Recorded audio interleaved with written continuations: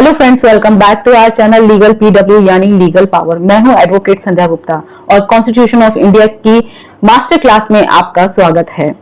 और अगर आपने मास्टर क्लास का पार्ट 1 नहीं देखा है तो आपसे रिक्वेस्ट है कि आप उसे जरूर देखिए, क्योंकि उसमें हमने समझा था कि कॉन्स्टिट्यूशन की नीड क्यों पड़ी और ब्रिटिश रूल के दौरान जो थी भारत की कंडीशन क्या थी, उसकी सिचुएशन क्या थी और आजादी के बाद हमें संविधान की जरूरत क्यों महसूस हुई। आज हम पार्ट 2 के कारवा को आगे बढ़ाते हैं, लेकिन उससे पहले आज का सवाल जो कि बहुत ही इंटरेस्टिंग है कि क्या डॉक्टर बी आर अम्बेडकर ने कॉन्स्टिट्यूशन ऑफ इंडिया अकेले ही लिखा था। अगर आपका जवाब हाँ है तो इस वीडियो को देखने के बाद आपका पहले से नजरिया बदल जाएगा। अगर आपका जवाब है नहीं तो फिर सच क्या था। तो आज हम इसी सच को समझेंगे फैक्ट्स के साथ, हिस्ट्री के साथ, वो भी बिल्कुल सिंपल तरीके से। पिछले पार्ट में हमने देखा था कि जो ब्रिटिश के बनाए हुए जो लॉज थे उस पर भारत को चलाया जा रहा था, लेकिन सबको उस समय पता चल गया था कि एक दिन जो है ब्रिटिशर्स का जो रूल है वो खत्म हो जाएगा हमेशा के लिए और एक दिन भारत आजाद होगा। लेकिन तब एक सबसे बड़ा सवाल सबके सामने था कि आजादी के बाद भारत को चलाने के लिए रूल कौन बनाएगा। क्या ब्रिटिश पार्लियामेंट? नहीं। क्या कोई कोर्ट? नहीं। क्या कोई जज? नहीं। क्या कोई एक मिनिस्टर? नहीं। तो फिर आखिर कौन?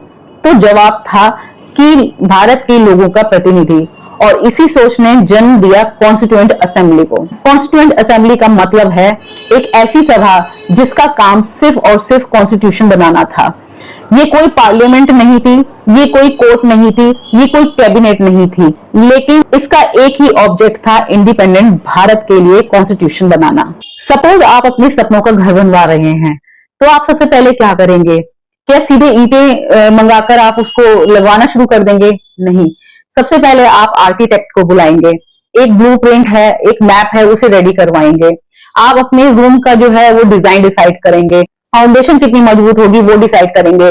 इसी तरह से जो इंडिपेंडेंट इंडिया है वो भी एक नया घर था, और उस घर का जो ब्लूप्रिंट था वो था कॉन्स्टिट्यूशन ऑफ इंडिया, और जिस टीम ने इस ब्लूप्रिंट को तैयार किया था वो था कॉन्स्टिट्यूएंट असेंबली। अब एक इंटरेस्टिंग फैक्ट, बहुत से लोग सोचते हैं कि कॉन्स्टिट्यूएंट असेंबली का जो आइडिया है वो ब्रिटिश गवर्नमेंट से आया था या ब्रिटिश गवर्नमेंट ने दिया था, लेकिन ये पूरी सच्चाई नहीं है। सबसे पहले 1934 में एम एन रॉय ने ये आइडिया दिया था और कहा था कि भारत का जो कॉन्स्टिट्यूशन है वो भारत के लोगों द्वारा ही बनाया जाना चाहिए।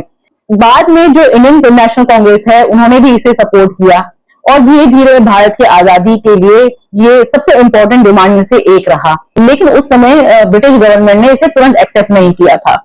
अब आते हैं 1946 पर। अब ब्रिटिश गवर्नमेंट को समझ आ गया था कि भारत को हमेशा के लिए कंट्रोल कर पाना पॉसिबल नहीं है, इसीलिए ब्रिटेन ने भारत भेजा एक कैबिनेट मिशन। इस मिशन में 3 ब्रिटिश मिनिस्टर्स थे जिनका ऑब्जेक्ट था कि भारत में पावर्स को ट्रांसफर करने के लिए एक पीसफुल सॉल्यूशन ढूंढना था। और इसी कैबिनेट मिशन प्लान ने ही रेकमेंड किया कि भारत का कॉन्स्टिट्यूशन बनाने के लिए एक कॉन्स्टिट्यूएंट असेंबली बनानी चाहिए, और यहीं से कॉन्स्टिट्यूशन बनाने की जो ऑफिशियल जर्नी थी वो यहीं से स्टार्ट होती है। वीडियो में आगे बढ़ने से पहले दोस्तों आपके लिए क्वेश्चन है कि कॉन्स्टिट्यूएंट असेंबली और पार्लियामेंट में क्या डिफरेंस है।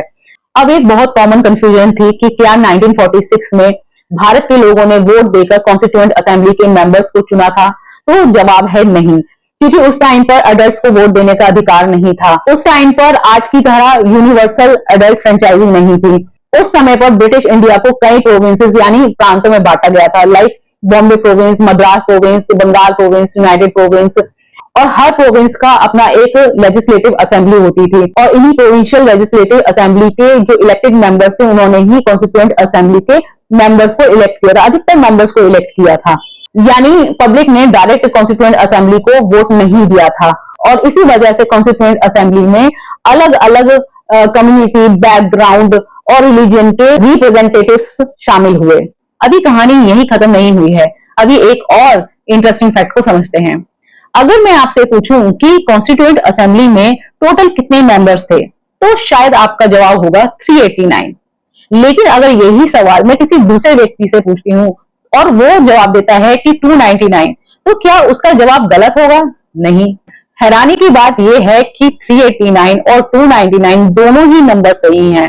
तो चलिए इसको समझते हैं कैसे। जब पहली बार कॉन्स्टिट्यूएंट असेंबली का गठन हो रहा था तब 389 मेंबर्स होने थे। इनमें थे 292 मेंबर्स जो थे ब्रिटिश इंडिया के प्रोविंस से थे, 93 मेंबर्स जो थे वो प्रिंसली स्टेट से, और जो 4 मेंबर्स थे वो चीफ कमिश्नर के प्रोविंस से थे। यहाँ एक टर्म यूज हो रही है प्रिंसली स्टेट। इसका मतलब है ऐसी रियासतें जहां राजा महाराजा और नवाब शासन चलाते थे। जयपुर, मैसूर, हैदराबाद और बड़ोदरा जैसे उस टाइम पर जो प्रिंसली स्टेट थे वो एग्जिस्ट करते थे। अब सोचिए कि एक तरफ ब्रिटिश इंडिया था और दूसरी तरफ देसी रियासतें, लेकिन इंडिपेंडेंट इंडिया के कॉन्स्टिट्यूशन को मजबूत बनाने के लिए दोनों की भागीदारी बहुत जरूरी थी। इसीलिए जो ये देसी रियासतें थी उन्हें भी कॉन्स्टिट्यूएंट असेंबली में रिप्रेजेंटेशन दिया गया। लेकिन फिर साल आया 1947 का, जब हुआ भारत का पार्टीशन, यानी भारत और पाकिस्तान दो अलग देश बन गए। जिन इलाकों का हिस्सा अलग हुआ पाकिस्तान में गया, उनके रिप्रेजेंटेटिव भी भारत की कॉन्स्टिट्यूएंट असेंबली से अलग होकर पाकिस्तान की अपनी कॉन्स्टिट्यूएंट असेंबली में शिफ्ट हो गए।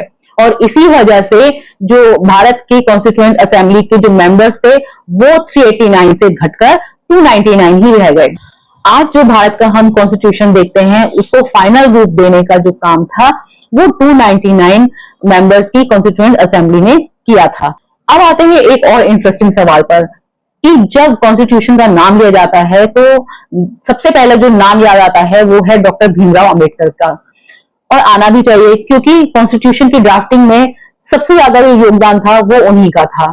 लेकिन क्या कॉन्स्टिट्यूएंट असेंबली की जो पहली मीटिंग थी उसकी अध्यक्षता डॉक्टर भीमराव अंबेडकर ने की थी? तो जवाब है नहीं, क्योंकि कॉन्स्टिट्यूएंट असेंबली की जो फर्स्ट मीटिंग हुई थी वो हुई थी 9 दिसंबर 1946 को, और उस असेंबली की जो अध्यक्षता की थी वो डॉक्टर सच्चिदानंद सिन्हा ने की थी। डॉक्टर सच्चिदानंद सिन्हा जो थे उस टाइम पर असेंबली के सबसे वरिष्ठ मेंबर थे, इसलिए उनको असेंबली के टेम्परेरी प्रेसिडेंट भी बना दिए गए थे।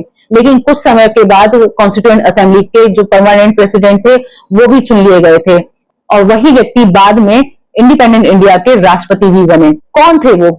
और उनके प्रेसिडेंट बनने के बाद असेंबली ने सबसे पहले क्या ऐतिहासिक फैसला लिया? यहीं से कॉन्स्टिट्यूशन की बनने की जो प्रक्रिया है वो स्टार्ट होती है। अब इसी क्वेश्चन का हम आंसर जो है वो नेक्स्ट पार्ट में समझेंगे। अगर आपको ये वीडियो अच्छी लगी हो तो वीडियो को लाइक, शेयर और कमेंट जरूर कीजिए, और ये वीडियो उन लोगों के साथ शेयर कीजिए जिनको आप चाहते हैं कि वो कॉन्स्टिट्यूशन को बहुत ही आसान भाषा में समझे, उसकी हिस्ट्री को समझे, उनके फैक्ट्स को समझे। मिलते हैं नेक्स्ट वीडियो में, तब तक के लिए जय हिंद।